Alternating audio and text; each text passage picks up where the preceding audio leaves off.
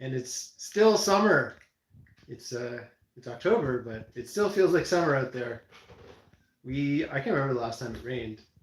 A long time ago. Hey. Our son is making a run for it. Yeah, no, the weather is like crazy here. It's definitely fall. We're in our playroom where we always do our live videos, because it's like getting dark outside. There's definitely no more daylight to be able to, do live videos like this outside, like the last few that we did. Unless we like change it to 3 our time, because in Canada, by the winter, it definitely gets dark early. But yeah, it's been hot. Everyone in our town has been going to lakes and things like that. Yeah. I don't know if I'd want to swim in the lake right now. It's not that. I'm sure the lake would be cold. Yeah. Last night got down to 1, which is close to freezing. I don't know what that is in American. 33? 34? I only know how to brag about how hot it is in American, not how to actually use Fahrenheit. Yeah. Yeah, other than that, we had a last farmers market, which was really exciting. It was a really good day. I had a lot of fun. I feel like this should be closer. I'm playing with the camera. Sorry, guys. And set up the camera. It's definitely easier to read now. Which probably also means it's easier to hear. We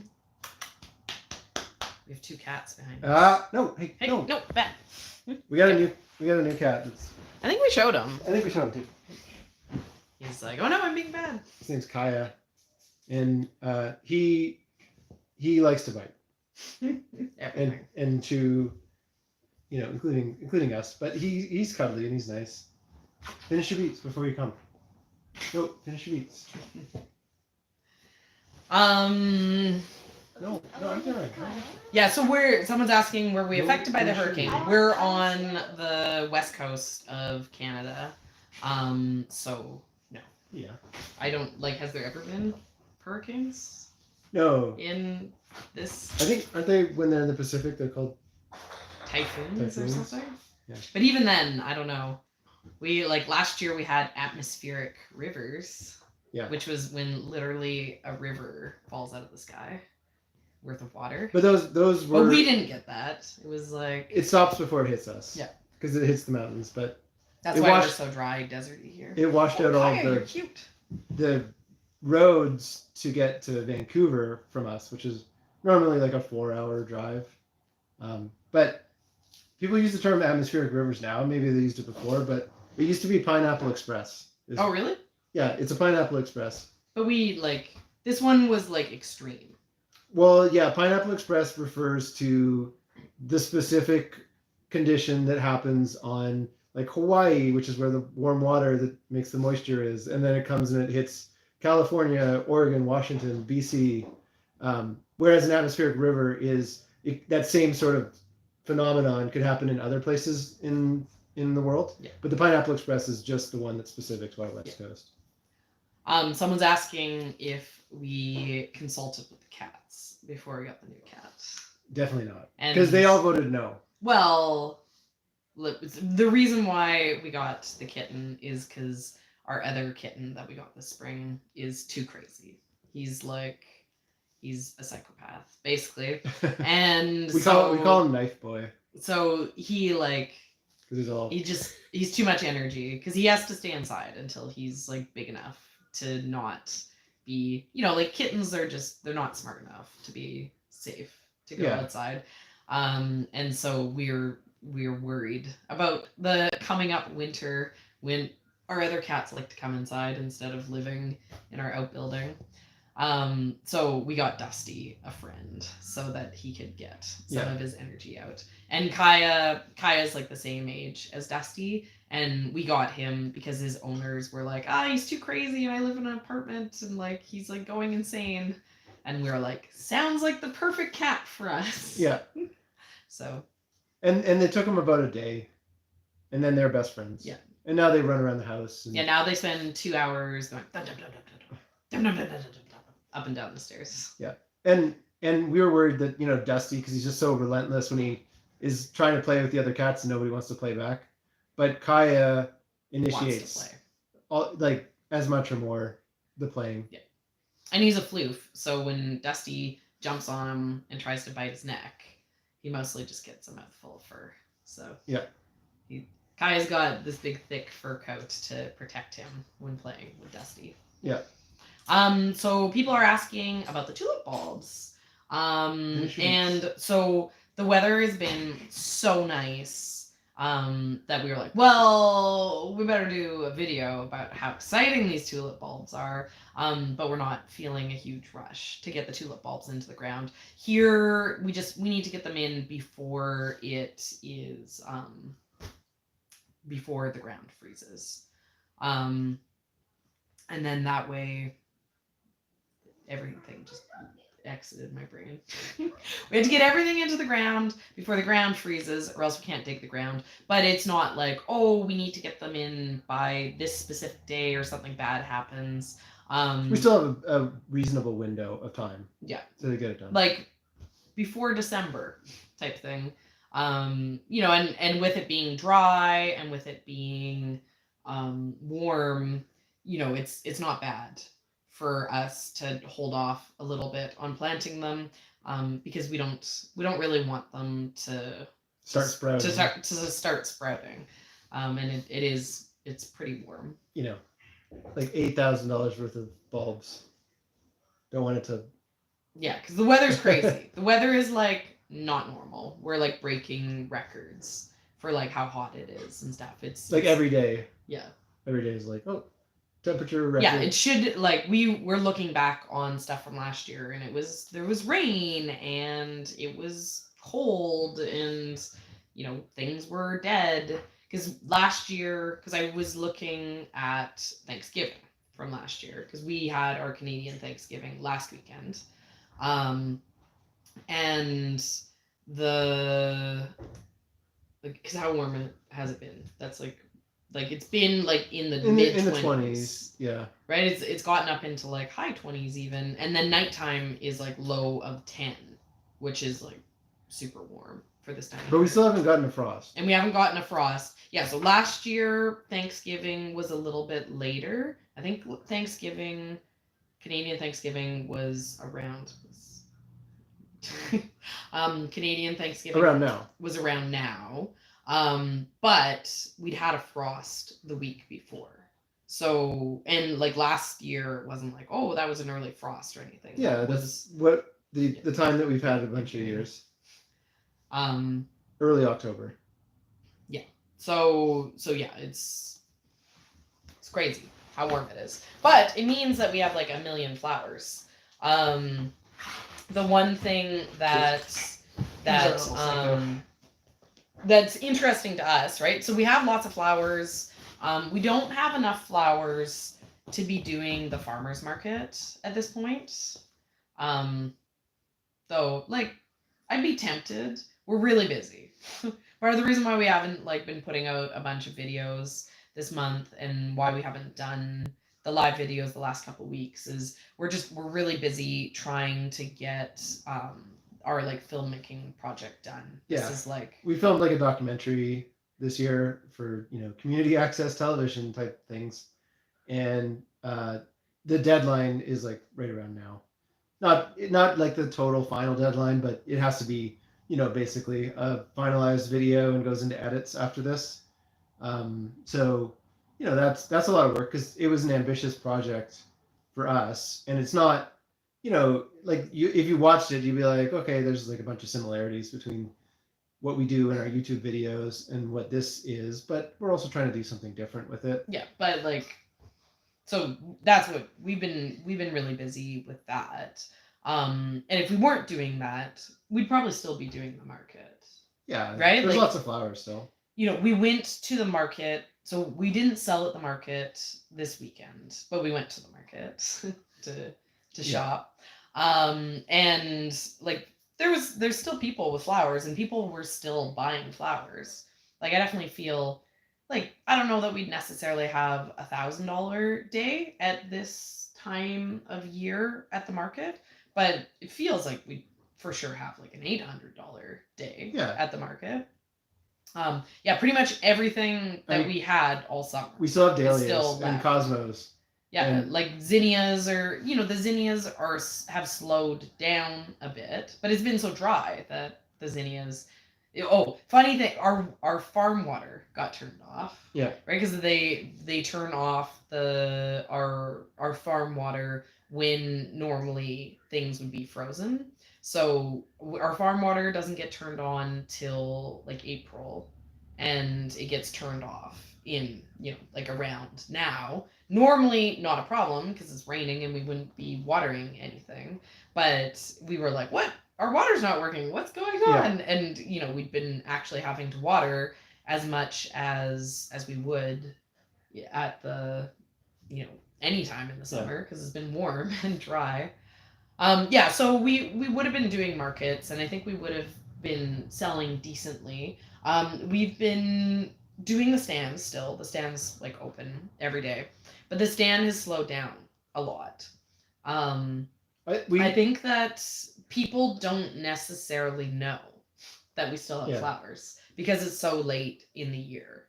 We bought a nicer sandwich board, and we need to because we had it out for Thanksgiving, and then we took it back in after Thanksgiving. We need to rewrite on it, just letting people know that we still have fresh flowers, because I think people just assume. Yeah, assume that it's done because a lot of other people would be done. Yeah, but like other flower farmers are done. They are not still going. But it's so easy to just throw some flowers out there, and there's people still shopping, so there's still some sales. Yeah, we're still selling a few bouquets. And we could. I mean, the stand would do better if we promoted it more on Facebook. Yeah. Right? Like one of the things that we want to do next year is every once or twice a week we want to make a Facebook post and be like fresh flowers, advertise in just Facebook Marketplace, but also advertise in our local neighborhood buy and sell groups and things like that. Though stuff like that actually makes a big difference in the early days when you're just starting to grow stuff. And it's every single time I make an ad, I get lots of people being like, oh wow, I've never heard of you guys, so cool, I'll have to come by. Or people who are like, oh, I've seen the blue door and I always wondered what was in there, and now that I see the pictures of all these beautiful flowers, I'm for sure gonna come by. So it's just about getting people aware. Kai was trying to bite the charging cord again. Yeah. he fun fact about him, he doesn't have any bones. Yeah. Grumpy He's boy. grumpy. Hi, grumpy. He wanted to bite that cord. He lays, and he his hind legs just go. Yeah, he's one of those cats who lays with their legs all spread out. And it's do you even have joints in there? What is going on? He's very cute. Yeah, he's cute. He's a nice boy, and he's he grumpy growls sometimes, and he bites. He'll put his teeth, which we're trying to train out, but he came pre-established with some issues, but he's not mean. It's anything like that. Yeah. Yeah, totally. But I should get going because I have a lot of kid stuff to do tonight. Sure. So I made dinner, so it's ready for Ian to go serve the children. Yeah, and then I'll tell you guys all about Thanksgiving, but also we filmed a video for Thanksgiving. Yeah. So we just don't expect it before. This you know when we should release it? Right? American Thanksgiving. No, we're not gonna wait until mid-November to release it. No, I'm not saying wait. I'm saying that's when we get around to it. Get out of here. Get out. Bye, everybody. Can you close the door, please? Yeah. So, yeah, we've been busy. But so, not this weekend, but the weekend before was Canadian Thanksgiving. And so, in the past, Canadian Thanksgiving has been the best day of the year. It's kind of exciting for like we have like perfect weather for it here, where we still have most of the summer crops. Like all the summer stuff hasn't completely finished doing its thing by that point. We'll still have tomatoes and but then we'll also have all the greens, and then people are buying for their Thanksgiving dinners, right? So like carrots and beets and potatoes, like all these things that don't always sell super strongly. Down at the farmers market sells like really well, and people are coming and they're spending $40 on veggies, right? Because they're doing the meal with all the fixings. So last year, Thanksgiving was our biggest day of the year. We brought down the bouquets, so we also had lots of bouquets selling in addition to lots and lots of veggies selling. So we were really excited to see what was going to happen for Thanksgiving with just bouquets, and then we lucked out. Like, what are the odds that the weather is going to be incredible? The actual market day was like warm and beautiful and sunny, so even more people came to the market in addition to us just having so many beautiful flowers to bring. And then we ended up having like a really strong day. And on that weekend too, we also had I took the kids and did a market in the neighborhood. There's like a really fun you pick farm just down the road from us, and the kids love going there. And the market started at it was like 11 to 3, so it was in the time frame where I could have the morning with the kids, get the kids up. So yeah, so we did that, and then the roadside stand was really busy with everyone picking up their bouquets for for hostess gifts and for their dinners and everything. So it ended up being it wasn't as good as Mother's Day, right? Like Mother's Day was like I think that there's a chance we could sell like $8,000 for Mother's Day in years to come. We could get a lot of money out of that weekend. But it was a really really strong weekend for us. And if we would have like pushed a little bit harder, for next year, like I think we'll be able to do Thanksgiving even better. I made like a guess that Thanksgiving, yeah, no tulips on Thanksgiving. Could you? I wish. Um, the on what am I? For the market for Thanksgiving, I made the guess that people were going to want bigger bouquets, right? Because we do these $20 bouquets, and they're great. Like they go in a vase. They're a nice arrangement. But we also have been making these $40 bouquets, and they're quite showy. They're large. They look really good on the stand. And they're $40, right? It's good for us too if we can get this $40 sale. But I found that when people $20 isn't enough for a gift, a lot of the times for people's budgets, they kind of want like if people custom order a birthday bouquet, they want $30 worth of flowers. If you go to a florist, $40 worth of flowers doesn't get you very many flowers. So having these $40 bouquets was really pulling in the people who were throughout this entire year. Because every time we did the market, I sent down 9 was what I was doing. I was doing 3 per bucket and 3 buckets. So I'd send down 9 of them, and we sold kind of like 7 to 8 of them every single market. And they were good. They like gave me a chance to like play with bigger arrangements. I made them before I made anything else. So I usually use them as an opportunity to use up the bits and pieces that I didn't have to be able to make in the $20 bouquets. It'd be like, oh, I only have 6 of this really special flower. So those are all going to get used in one single $40 bouquet to like really make the $40 bouquet stand out. Yeah, and they did really well. So for Thanksgiving, I was like, you know what? I think that this is going to be what people are looking for. They're looking for a bigger bouquet. They're looking for something showier and flashier as presents, or for that one big arrangement in the kitchen. So I sent down. I think I sent down like 15 or 16 of the $40 bouquets. And in total, I think I only did $1,300 in flowers. I think I only did 40 because I just didn't have very much time because I had to go to bed at a decent time because I was doing the market. But yeah, so we sent down a bunch of those and they sold really well. Ian said they sold out before, they kind of all sold out before even the $20 sold out. So that's interesting. Someone was spending 60, and this is the thing. Like this year with doing the flowers, we went when we started doing the $20 bouquet.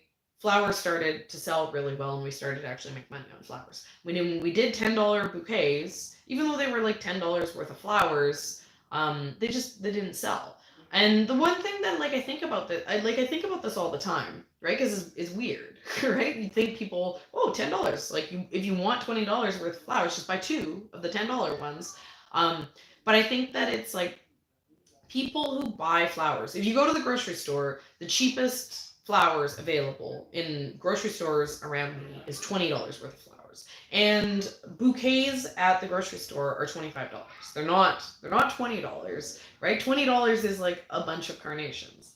$25 is a bouquet that looks like what we sell for $20. So we're a very affordable option for people.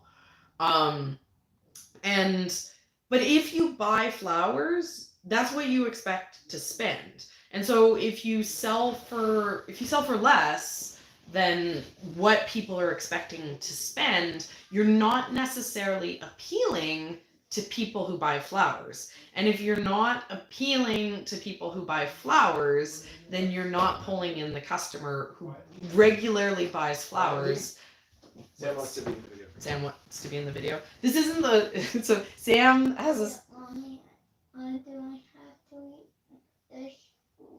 Yeah, but only 1 scoop. Sam told me that one of his friends' mom watches the videos.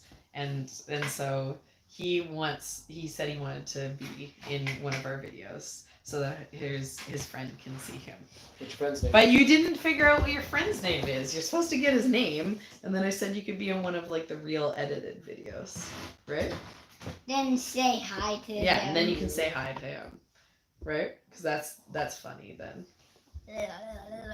Hi. You're silly.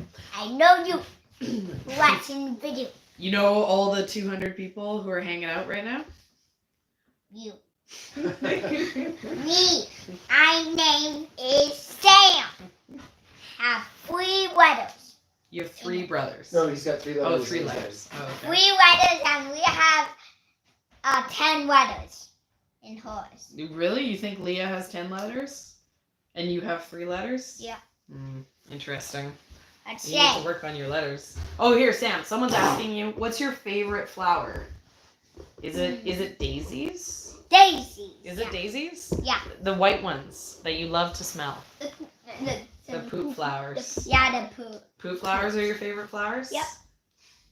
Sam's a bit of a snob. Sam actually, his favorite flowers are the ones that are the more It's formal. Flower. Yes. Sam is like basic garden. Sam's like Rebecca and daisies and all these. They're not very special. Sam's like, I want the lilies. I want the Lysianthus. And Disneyland Paris. That's Sam's tulip in the garden.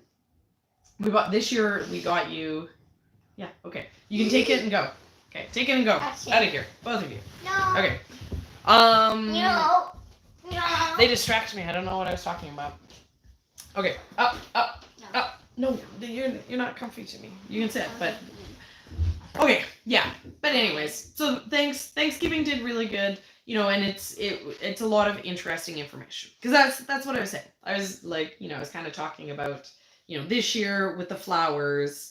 We've learned a lot. We've learned because I was talking about how people spend $20 on flowers when they buy flowers locally to us, and that those are just people who buy grocery store flowers. There's the people who go to florists, and someone who's goes to a florist and spends $50 on flowers. They come to me, and I'm like, oh yeah, here, this an armful of flowers. They're like, what? Oh my god, crazy! They really feel the value.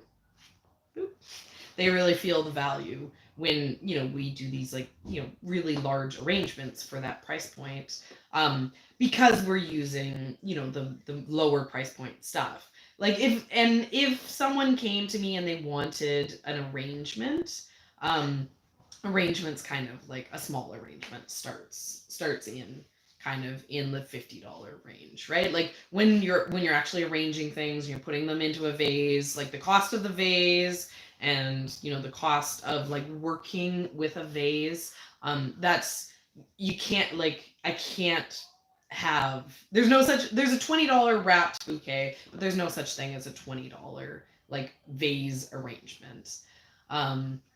You know, and so by doing the wrapped bouquets, then, you know, it also kind of is there so that I can offer a lot of value. I saw someone asking about like if I do that in the roadside stand. It's hard for me to read the comments and talk at the same time, so I don't know exactly what you're asking there. But so in the roadside stand, we only have the $20 bouquets, and we had talked about doing potentially having the $40 bouquets in the roadside stand. But the one thing is it starts to get really complicated having multiple price points. It's something that okay, you're being a ham. It's something that we might play with in the future. But we also, the one thing about the roadside stand is it's based on like volume. Like we need to be able to sell what's in the stand, right? If I make four $40 bouquets out in the stand and they don't sell, then that's a lot of flowers going to waste. Yeah.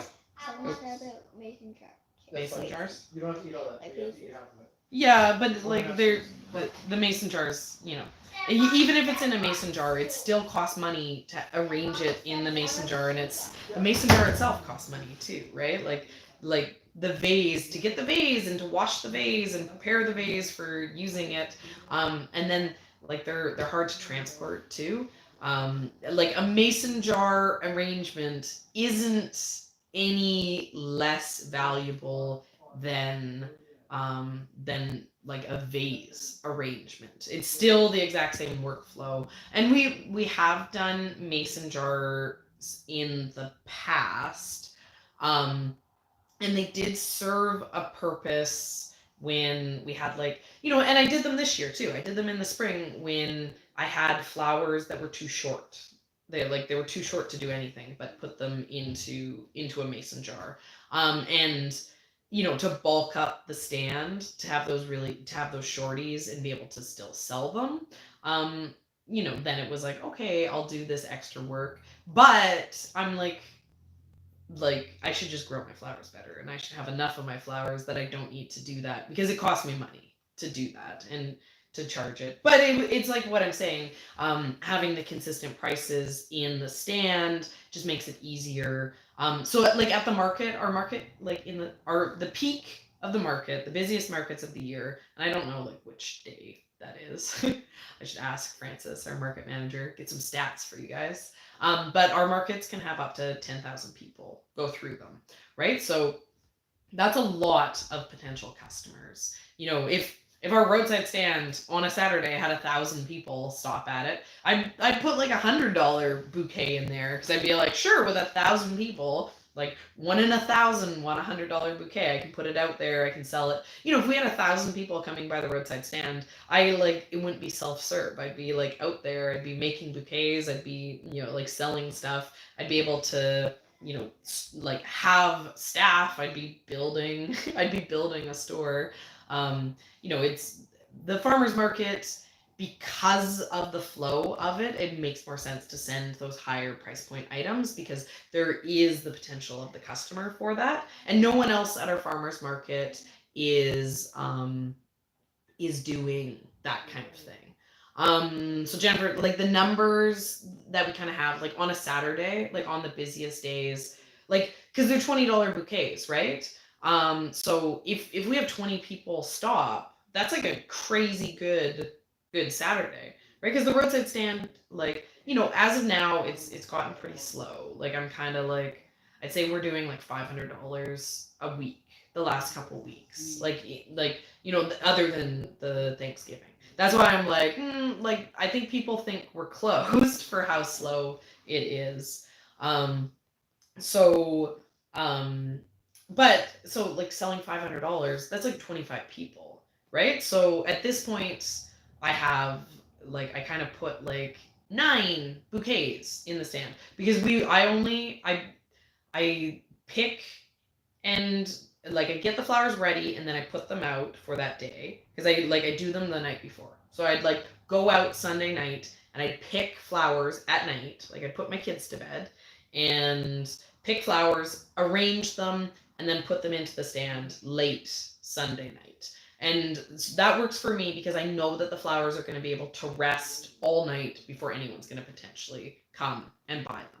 Right? And so then we have air conditioning in the stand. So the stand actually is, it's not as cool as a walk-in cooler. But for shelf life on my flowers, a lot of my flowers are 10 days. And so, I want people to have a week. So, I pick them Sunday night, they rest, and then I keep them in the stand Monday, Tuesday. They're good for 2 days.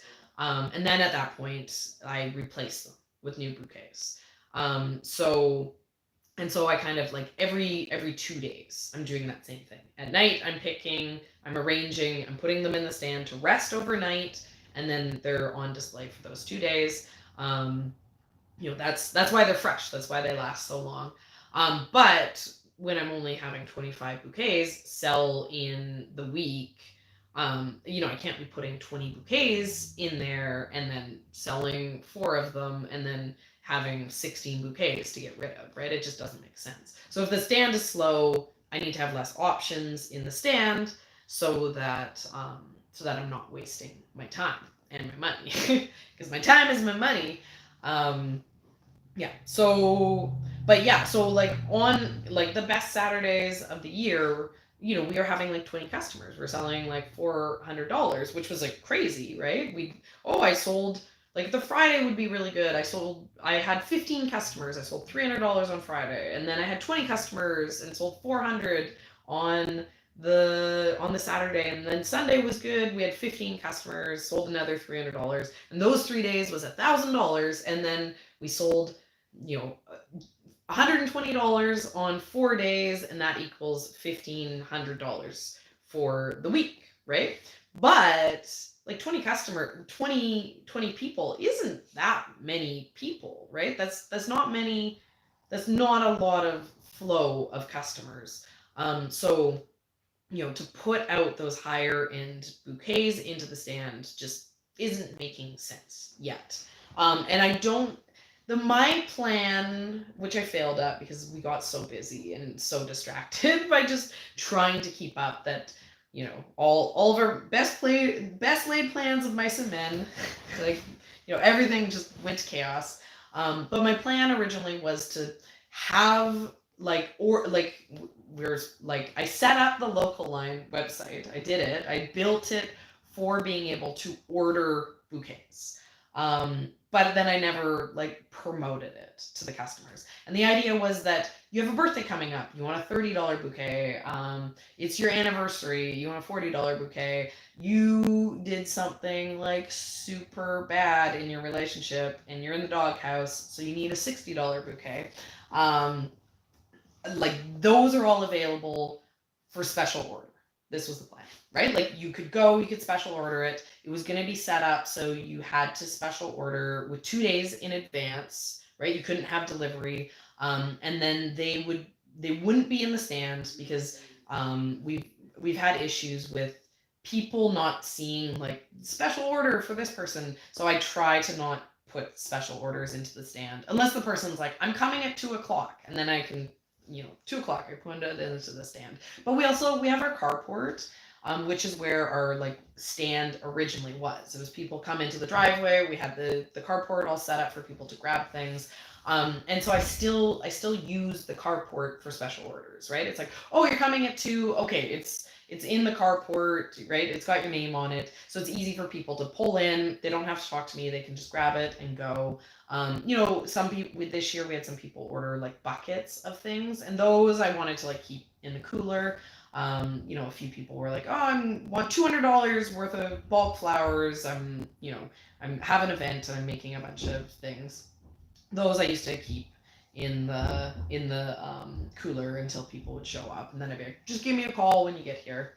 Um, but yeah, the plan was to have the local line promoted in the stand and be like, hey, we have these $20 bouquets available, but if you're looking for something bigger, you're looking for something more decadent, you're looking for something better, check out here. This is where you can order. There's example pictures and things like that. And it just didn't happen. And I think with the number of customers that we have flowing through the stand, which is good, like it's more than it's a crazy amount of support from our local community. I think next year we'll be able to keep building it. We'll be able to have more support, have more customers, have it be more of a destination for people. Like we still have like marketing work that we want to do.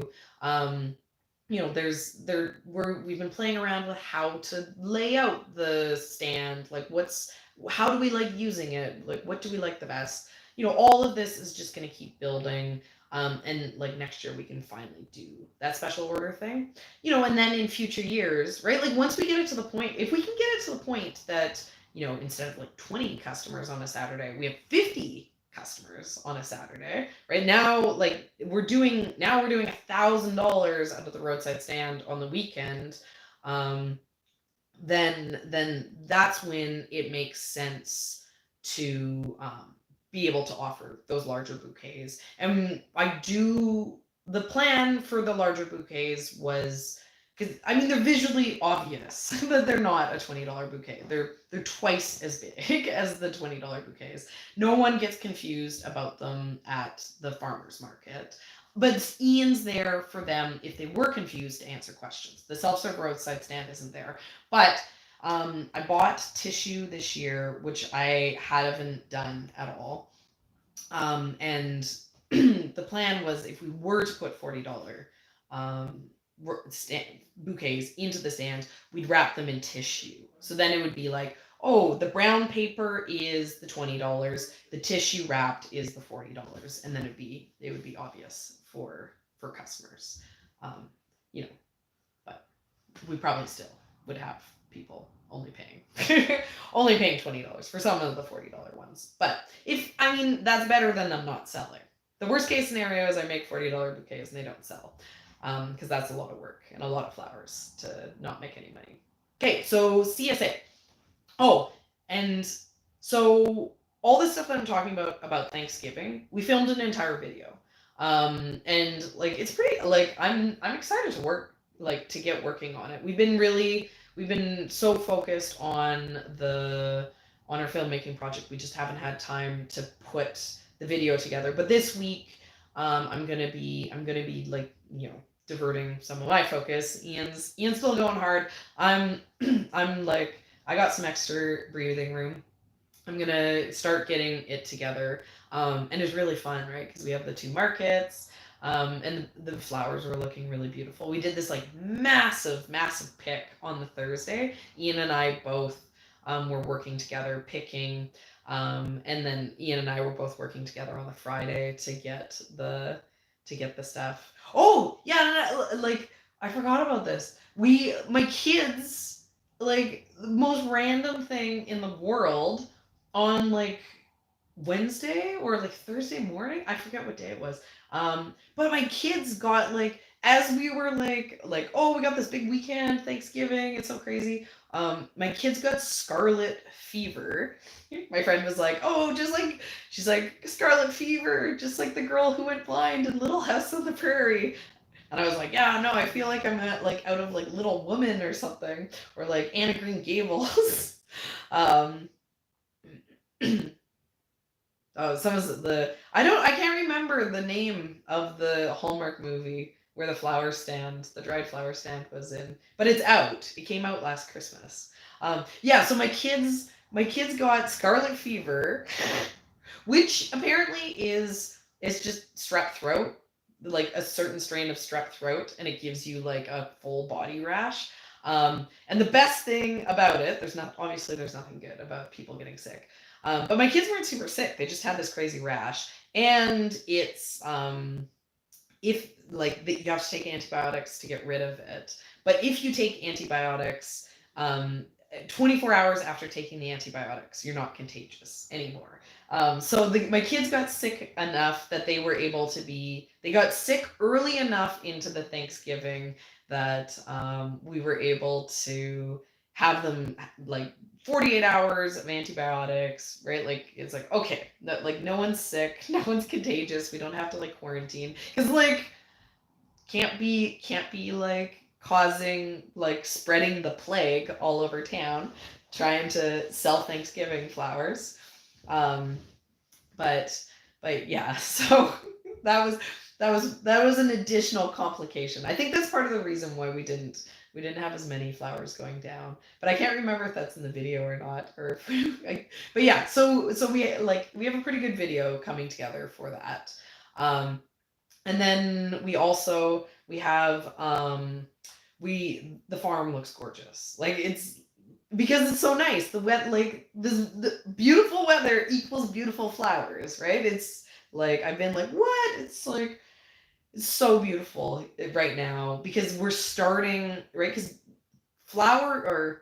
the fall color, which in Kelowna we don't get very good fall color. We get like 4 days. The orchard turns yellow for 4 days before all the leaves drop. We have a maple tree that is really pretty. The maple tree flames super early, and it holds the leaves, so it's really pretty.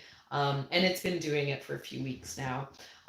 But we're coming into that like 4-day window when the flowers or when the color is really pretty on the trees. And normally it's like wet, the frost, like everything's dead in the farm. But there's like a chance, right? Because the reason why the trees change color doesn't have anything to do with temperature. It has to do with daylight. So the trees change color at the same time because of the daylight. And we've also been a little bit smoky here. There's been a bunch of fires in like Washington and Oregon, which have brought some smoke up. And because it's been so dry and hot, which is unfortunate for the fires, it would be nice if we had some rain to put the fires out.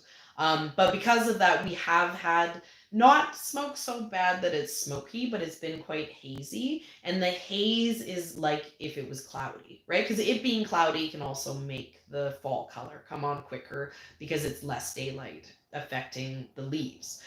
So the haze is also hopefully bringing the fall color a little bit early, but I think that there's a chance that like I can film, frost, right? Frost can come at any moment, right? Like it could randomly snow. We had like snow once in October. It was like before the frost, it snowed. So like, I don't know, weather's goal in life is to drive me crazy. So like this probably won't happen, but there's a chance that we can do an October farm tour where it's like there's zinnias and they're like everything's blooming and it looks super gorgeous. And then there's also like the trees in the background, all like yellow and beautiful.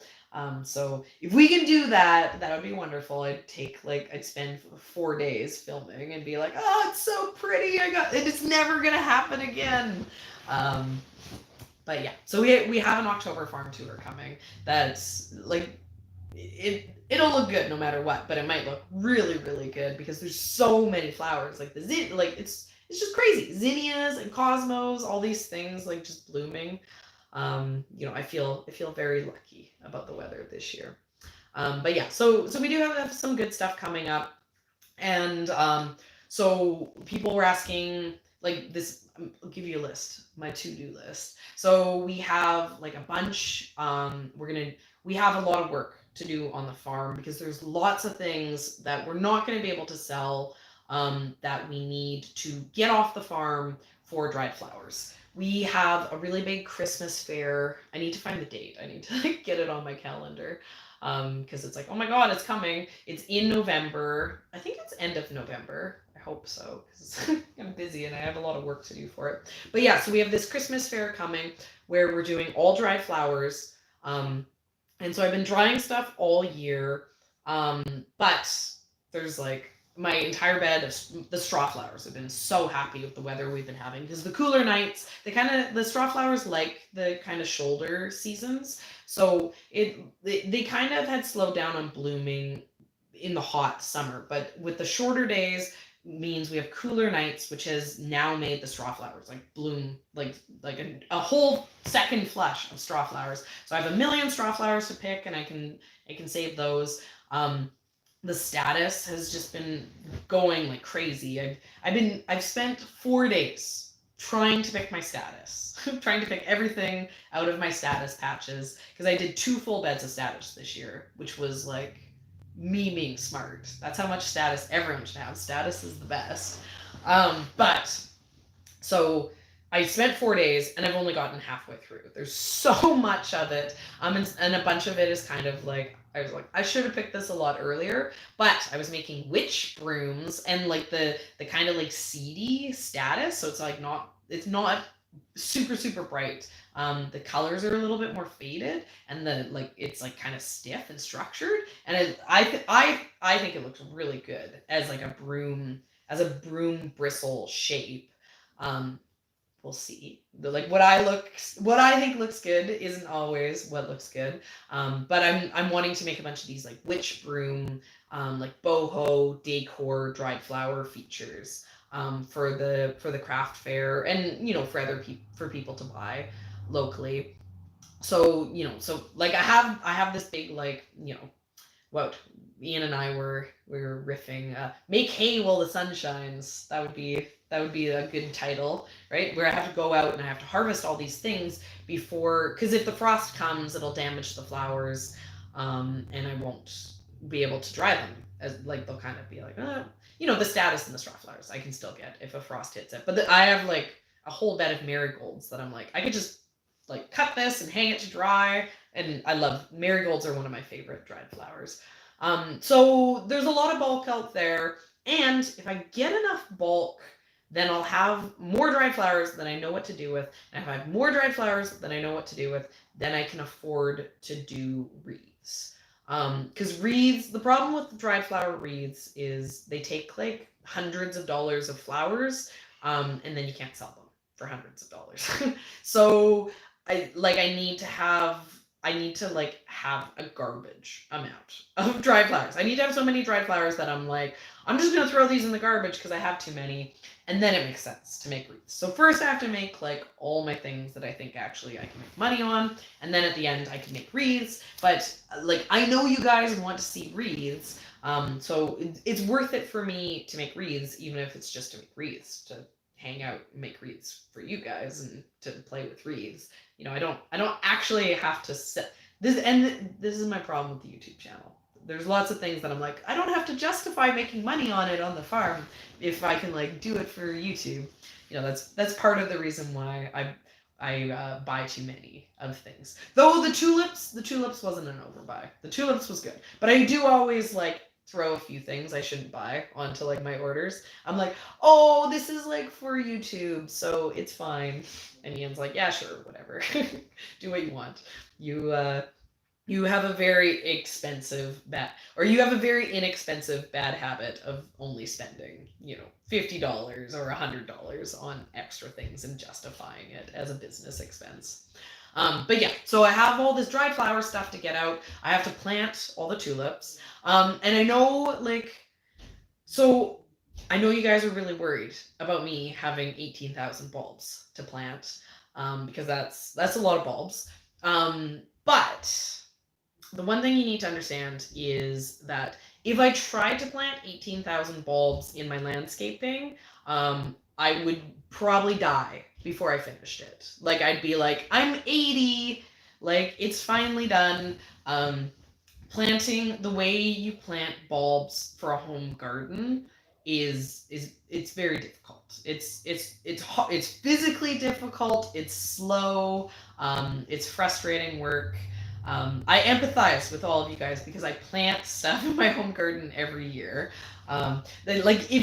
For Ian, he's like, sure, buy $100 worth of bulbs for the home garden.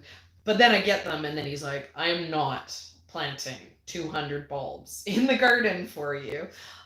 He's like, no. And last year he did do it for me because last year I wasn't feeling good when we were planting the fall bulbs, so I needed his help. Like I was sick during that period of time, and the amount of time that it took to plant the 5,000 bulb trench, right? Because the man hours that it took for that was 8 man hours in total. It took Ian, I think it took him like 3 hours or like 2.5 hours to dig the trench. Or no, it took him 2 hours to dig the trench. It took him about 45 minutes to line the trench with the metal. And then it took him just over an hour to fill the trench back in after we put the bulbs down. And then the two of us worked together, and it took 2 hours of time, so 4 man hours total, to fill the trench with the bulbs. So planting 5,000 bulbs took 8 man hours, like very reasonable. And then I was like, Ian, okay, I have Disneyland. I have this case of Disneyland Paris that I bought. I have like these daffodils and Leah's what are they? I'm brain farting. I want to say camas lilies. I don't know. I don't know. I don't know that that's right. I don't know that that's right, but I don't know that that's wrong. She had her special bulb that I can't think of now that we were planting, and then he had they weren't a hyacinth. They were like a naturalized. They were like a lily thing that I don't know, like camas lilies. Is that, I don't know? Am I crazy? Like no, like CAMUS. I don't know. But yeah, and then he had my alliums. He had my Globe Master allium. And then I can't remember what the other oversized allium was that he planted. But yeah, so I think he had about 300 bulbs to plant for me in our garden. And that took him like over 16 hours of labor to get the 300 bulbs in, because he had to like go around and pull back the mulch and dig a hole and put 4 bulbs in and then fill it back in and carefully like step through everything. And he was probably doing some weeding because my garden is like drowning in grass while he was doing the work. But yeah, so it like to plant just a handful of things in a garden took so much more time than to do the trench style. So I know having having an entire palette of bulbs sounds yeah, I don't know. I like that. But it sounds like a lot, but it's not going to be a lot, right? Because it's only going to take us like 24 man hours to plant the 14,000 tulips, because we're going to be doing 3 trenches. So we know how long it takes to do the trench. And we're talking, I haven't done it yet, so we'll see, because we need to do the bulbs. We need to do the bulbs next week. But we were talking about buying, okay, so there's Jenny Love, and she does the No-Till Flowers podcast, and I think that she probably has videos on YouTube. If she doesn't have her own videos, there's like the no-till growers that maybe have done info about this, but at very least there's the podcast, and it's great. Lots of really good info, great podcast. Even if you're like I till, but it's still great. She does tulips by, instead of digging a trench and then putting the dirt back on top, she does her tulips by planting them in compost. And by planting them in compost, which is lighter and fluffier, it's easier to handle. You don't have to dig the trench. You just top it instead of digging down and then topping it. Having the compost is a lot cleaner than the soil, right? And that's like one of the things that we ran into. It was actually really like I couldn't just pull my bulbs up. My bulbs didn't pull up cleanly. I tried to pull them and they snapped in the ground. They didn't come up bulb and all. I kind of had to loosen them to get them to come up. I do the wire mesh underneath to prevent the voles. So we lined our trench with that. But what we would do is that we would put wire mesh down flat on the ground, right? We're not digging a trench.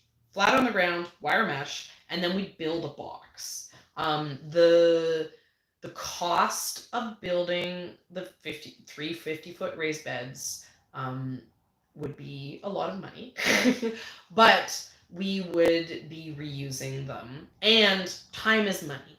So it's going to save us money, right? Because digging a trench costs money, right?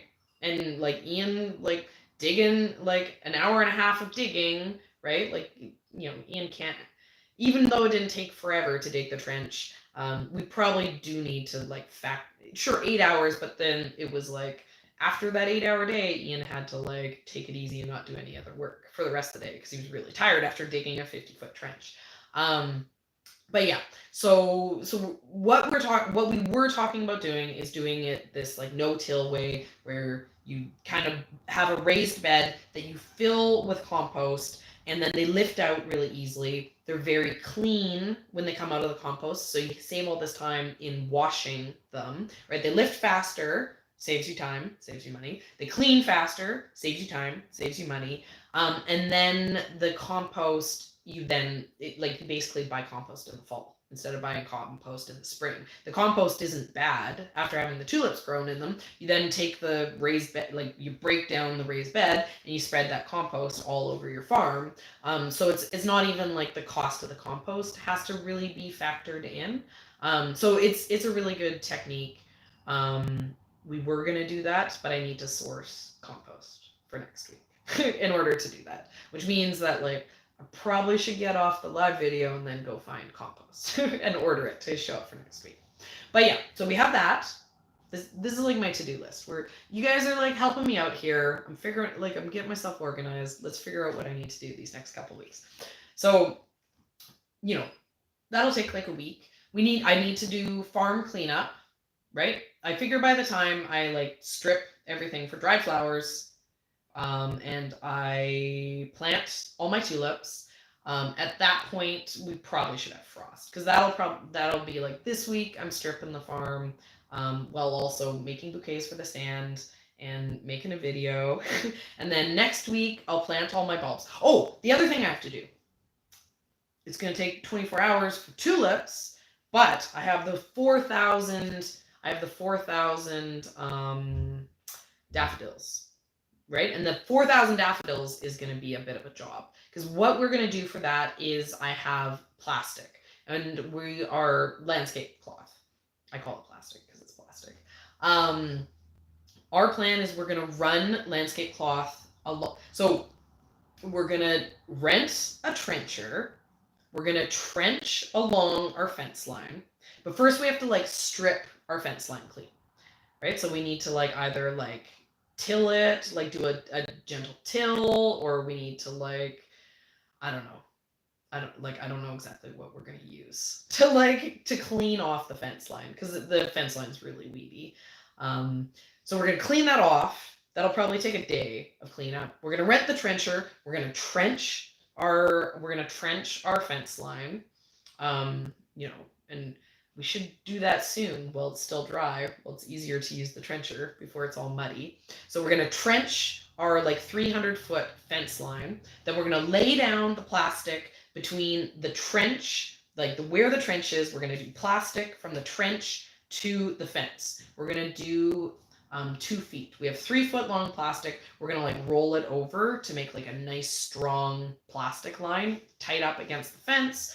We're going to have 2 feet plastic. It's going to keep weeds from growing up on the fence line, because when we mow the fence line, we can't drive the mower right beside the fence line. So having this 2 feet of plastic, we can drive on the plastic, and we can mow, but we can't. And then we're gonna be better neighbors, and we're gonna stop having all these weeds growing into our neighbors due to the fact that we don't properly maintain our fence line, because our neighbor is like a saint.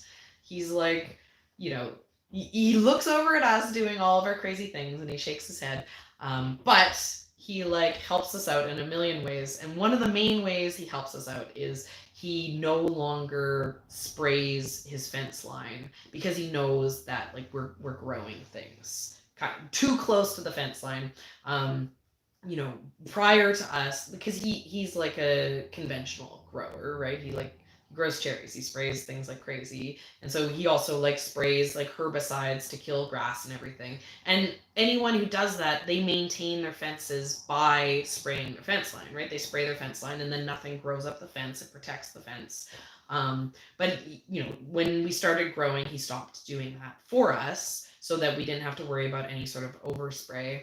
And he's also doing the same thing as us now. He grows along the fence line, but he actually maintains his side of the fence line. We are horrible neighbors, mostly because we're running around like chickens with our heads cut off. We have too much to do. So we got all this plastic. We're going to put it down, and then forevermore into the future, we will be good neighbors, maintaining our side of the fence line. We don't have to worry about the weeds growing up the fence and, you know, potentially getting weed seeds over onto his side of the property. And then, so we're do the trench, do the plastic, and then that trench is where we're putting all the daffodils. So we have 4,000 bulbs, and we'll spread it out across the 300-foot trench. So I'm not worried about doing the tulips, but that daffodil job that's gonna be a hard job. I imagine the daffodil job is gonna take 3 days. The daffodils are gonna take as long as the tulips will. And I'll probably make that into a standalone video. We'll probably like make a whole video about it, because it's kind of it's a weird thing to do this like plastic along the fence line. And then the part of the reason why we're doing the daffodils, the first reason is because of voles. So the voles live in the neighbors' orchards, right? Because they don't disturb the ground. So it's prime vole territory. And Bo is a great little farm worker, and usually by this time of year he's eaten all the rodents off of our farm, and so then he goes and he starts eating. I see him jumping the fence into the neighbor's farm, and he goes and he eats all the rodents in the neighbor's farm. But I think the neighbors have a dog this year. I haven't seen him going over there as much, and no matter what, he can't eat like, you know, an entire town's worth of voles out of all the orchards that surround us. So this fence line, we planted tulips there in the past, and they disappeared. The voles spent the entire winter eating them because it's right close to where the trees are. So the daffodils are poisonous, so if the voles eat them, they'll die, worth the cost of bulbs. Or they won't eat them, more likely, because they're poisonous. So those will come up every year. Daffodils we get enough water in the spring that we can have the daffodils growing along the fence without having to do much more than like maybe give a spot water like once or twice and having them bloom. But then we don't have any water, right, into the summer months. So the daffodils around the time, because they bloom earlier than the tulips. So by June, when like, you know, into June, like it's getting warm, the water, like the rain kind of usually stops mid-June. Like early June is quite wet here for rain for us. So, you know, we don't get a drop of rain after June. And at that point, the daffodils the foliage is dying back. They're going dormant. And once that happens, now where the daffodils are growing, we can just mow. We don't have to treat it like it's a flower bed and maintain it and weed it and keep watering it and don't walk there, right? The lawnmower can just mow off the top of whatever was left there, and then we can maintain the fence line with the mower keeping down the weeds, and then come spring, you know, we just have it's right beside the plastic. Come spring, we have a couple months where, you know, we have a strip where grass can grow up a little bit, but we knock it back down before it really would cause many like weed problems for us. So, you know, people don't do this. It's weird. We're going to do this. I think it's going to work really good.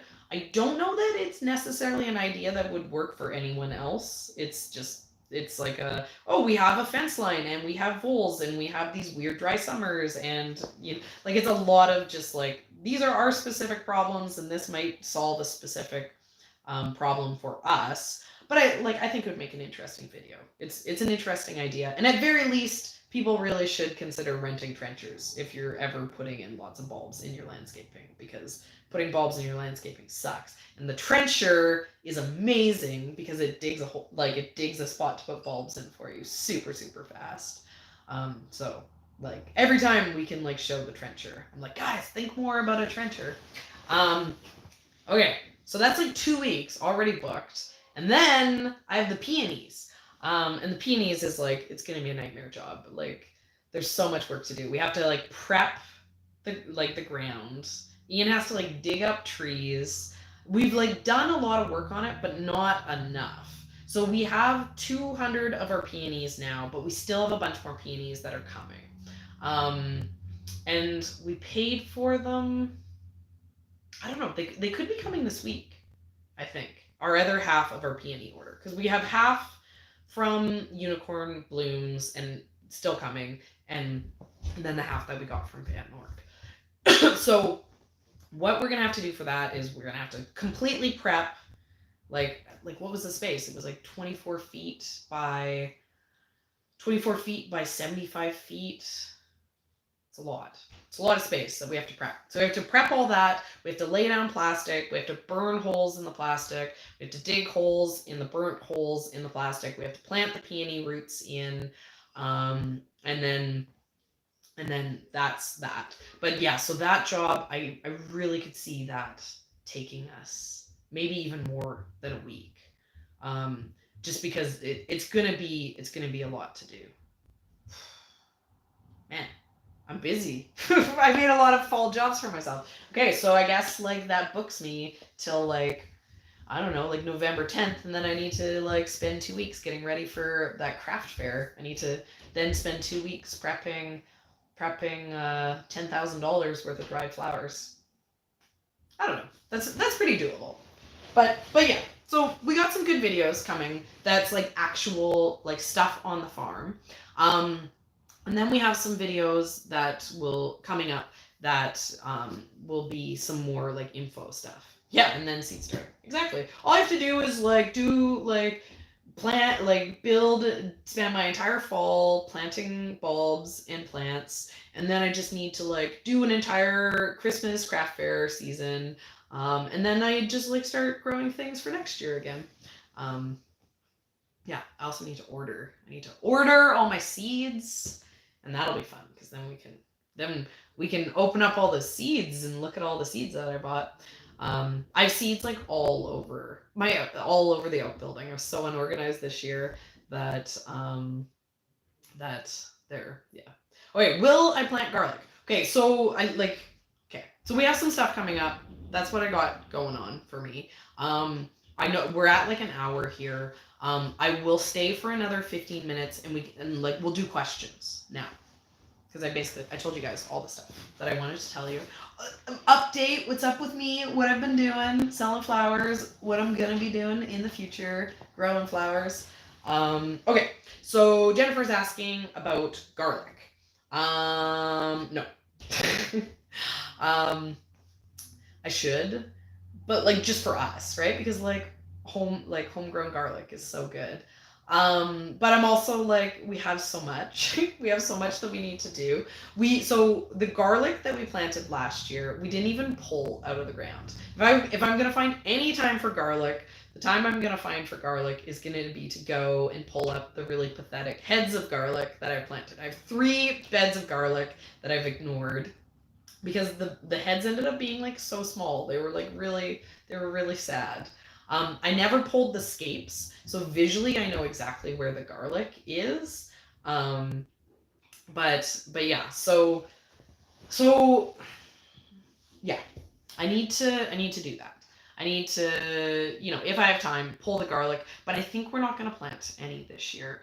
Partially because we grew it so badly because we were like it was just so much chaos. And then partially for the fact that like we didn't even pull it up, right? So I'm like, you know, just buy garlic. Like there's like I say this all the time, and and I know sometimes it can be like I'm sure it's frustrating when I say this to people and I like mean it as like legitimate advice. Like I'm sure it's not always helpful.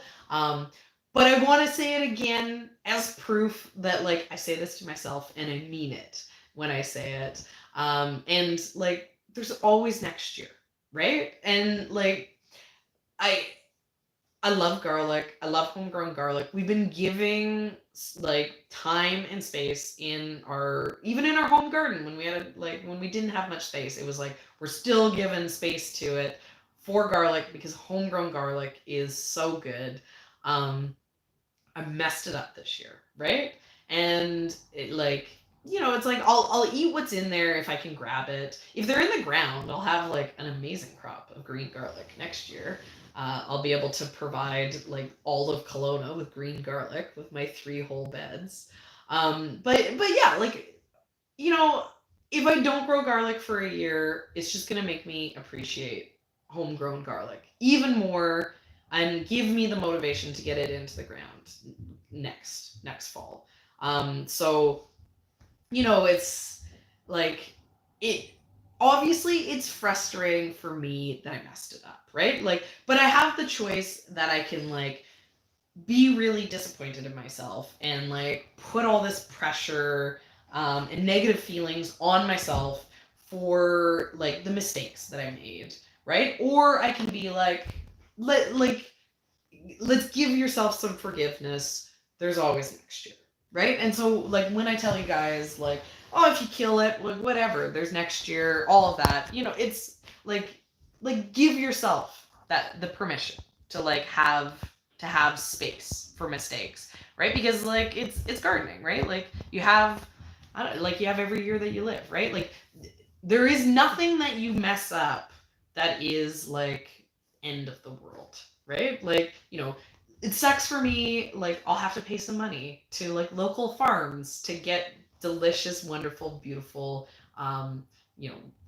like strong garlic, and it's like I don't feel bad supporting local farms. Like I feel good supporting local farms. So, okay, I'm looking at comments here.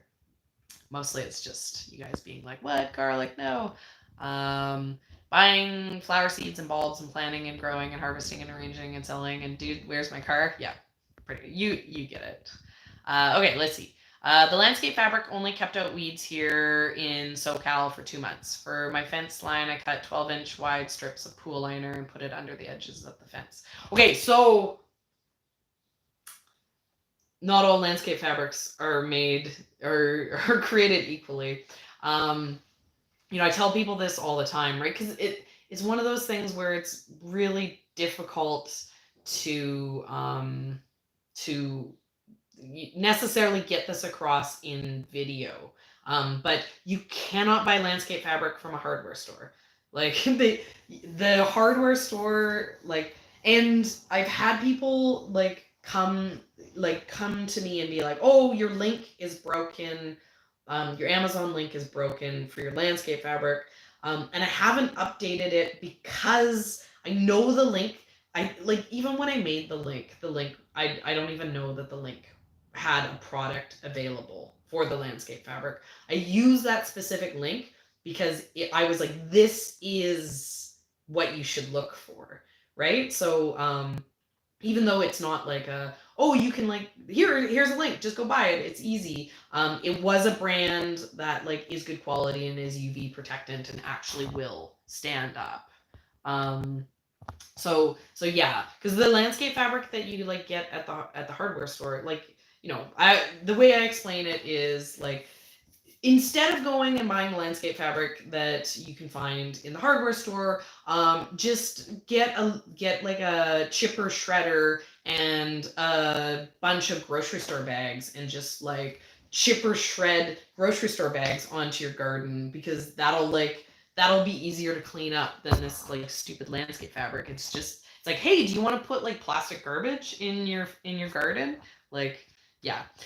Locally for us, the place for locally for me, the places to buy good quality landscape fabric is either at our farm supply stores, which I know not everyone has those, or like an irrigation store. Like if you have a place where professional landscape companies would go to buy irrigation supplies, and you went to them and you're like, I need like a good quality landscape fabric, they would be able to get it for you. Or like buy it online. And the place that we buy our landscape fabric online is Dubois.egg, I think it is. DUBOIS.AG. And it's a Canadian company, but I think that they actually send,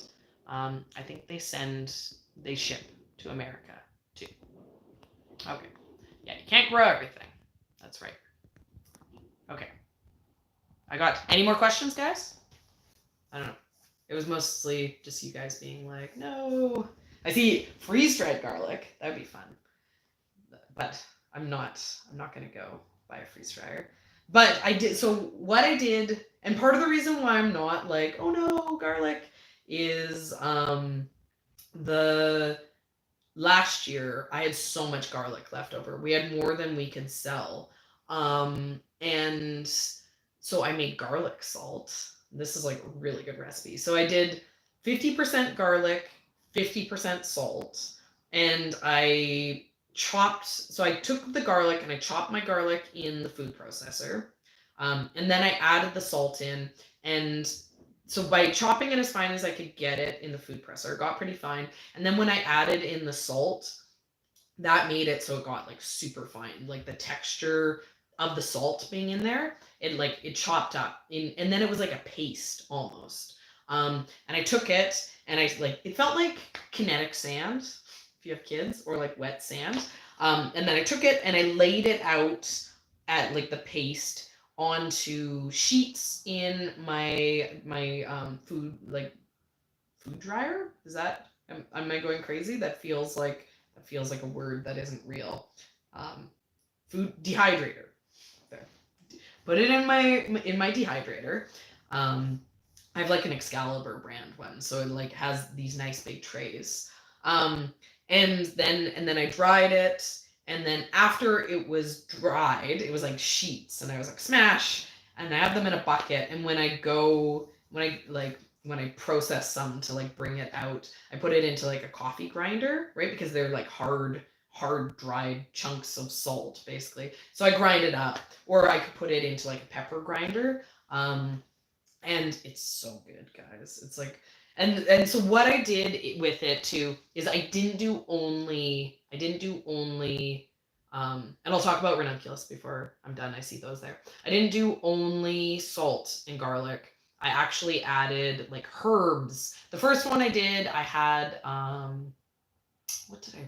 there was like something green, parsley, I think. I put parsley in it, and I put chili peppers in it, but like a jalapeno, not a super spicy chili pepper.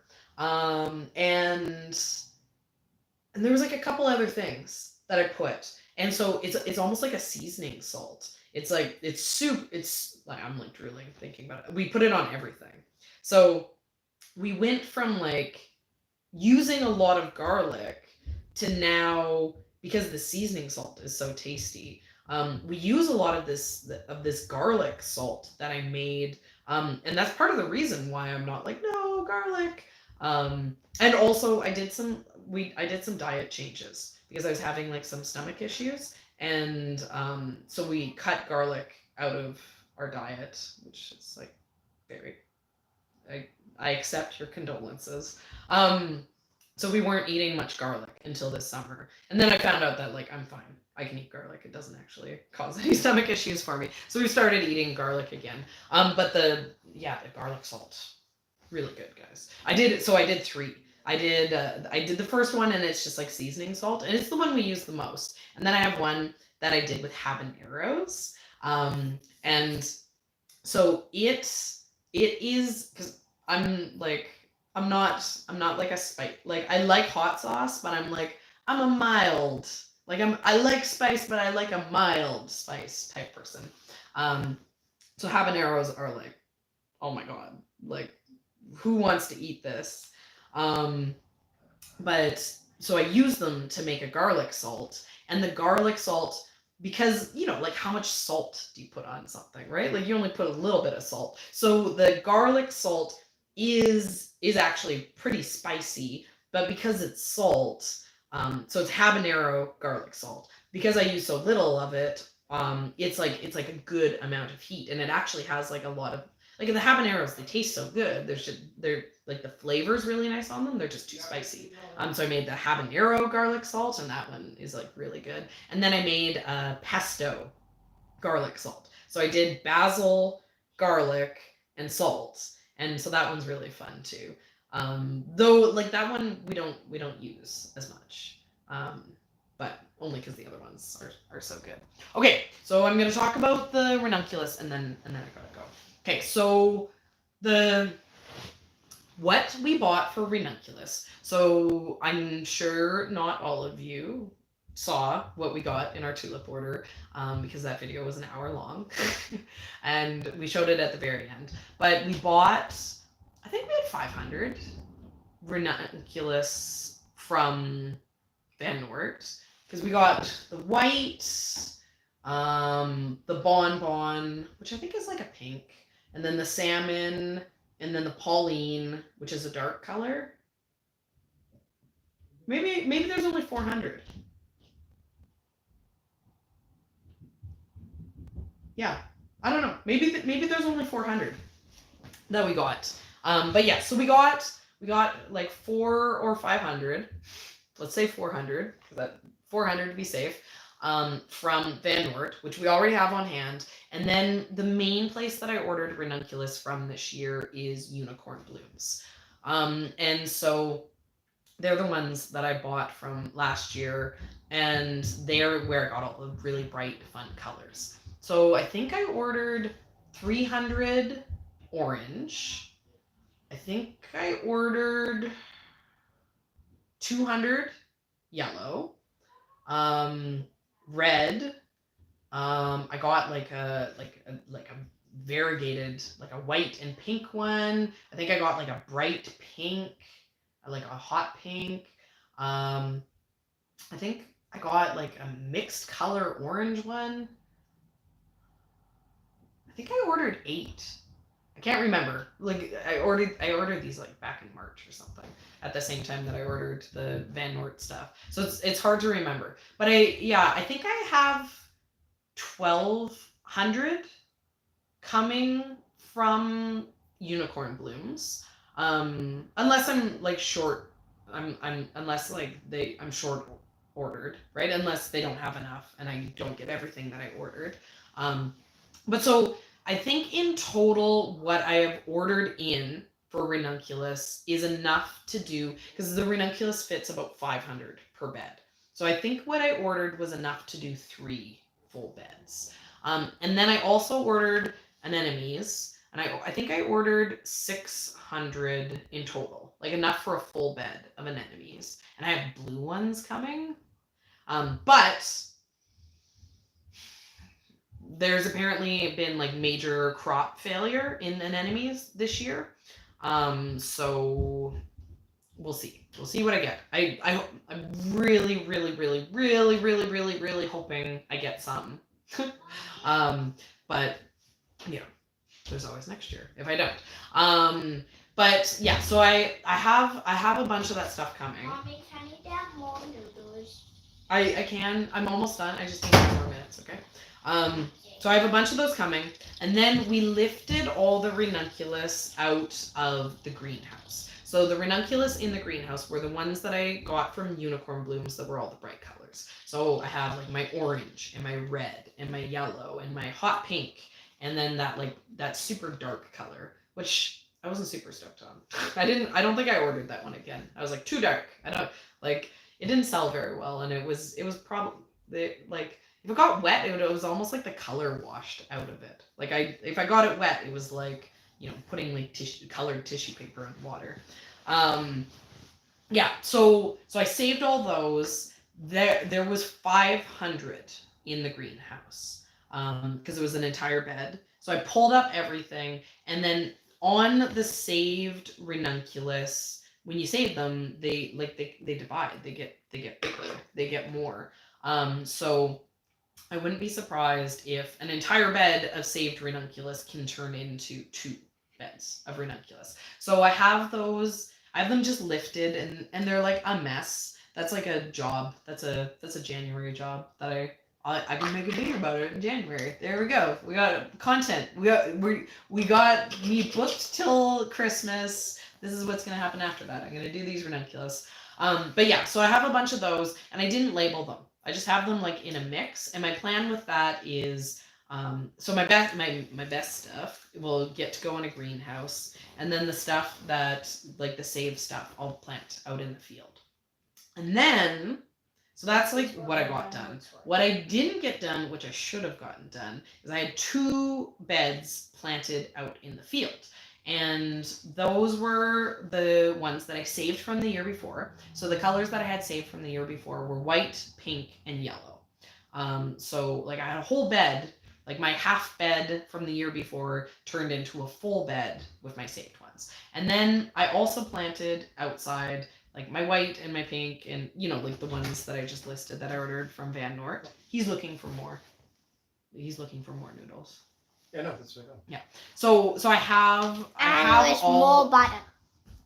I have all of those in the ground. I was supposed to have dug them up, but when I finally went to dig them up, a month ago, because it was so crazy, they had started to sprout. And so we talked about digging them up and then planting them in the fall to try to overwinter them. But we didn't do that. And they're sprouting, and I'm like, well, if they're sprouting and I dig them up, I don't know that I could necessarily save them, right? The fact that they're sprouting already means that like maybe they are what they are. So now they're an experiment to see what happens if you just leave them in the ground, right? We're like a zone 5 here. I don't know. Yeah. We're pretty dry, so people always talk nice about right them. Yeah, they look great. Like if it was the spring, I'd be like, oh, my Ranunculus are doing so good. It's winter's coming, not nice weather's coming, so I don't know. But where they are is actually we're gonna put up. We have a greenhouse. We have multiple greenhouses, but we have an easy to put up greenhouse that the plan is. We have to tack this on. I forgot about this in my list of things I need to do before Christmas. We're going to put the hoops up over where they are right now, right? Like the plan all along was that this greenhouse was going up, not because of the Ranunculus. It's just the location that we've reserved for it. And it's where we're going to be having like tulips in a greenhouse. So they're technically going to be like, yeah, who knows? Maybe they'll be fine. Without touching them, they're going to be in a greenhouse. So they are going to have some. They're going to have some sheltering.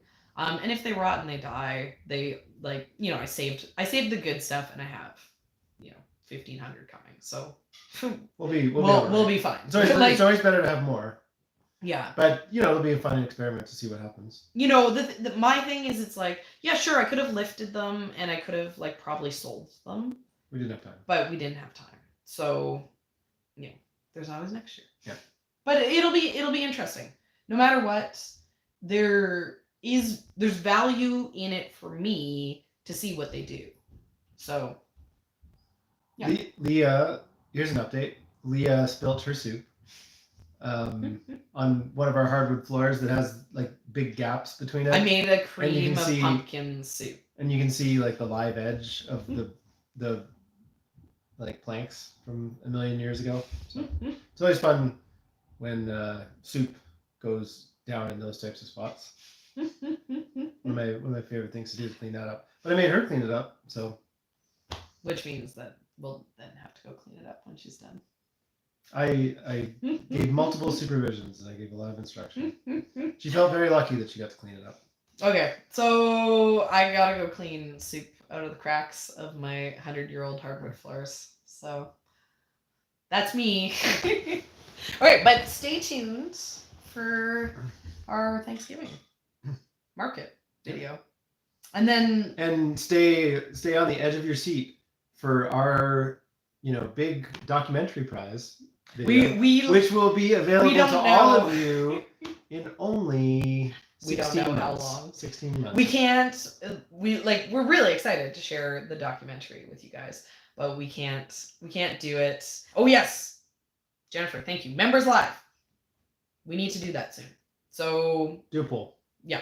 So if you guys are a member, or if you don't know what a member is someone who is pays to be a supporter of our channel. If you go on people's main pages, there's a join button, and that's what that's about.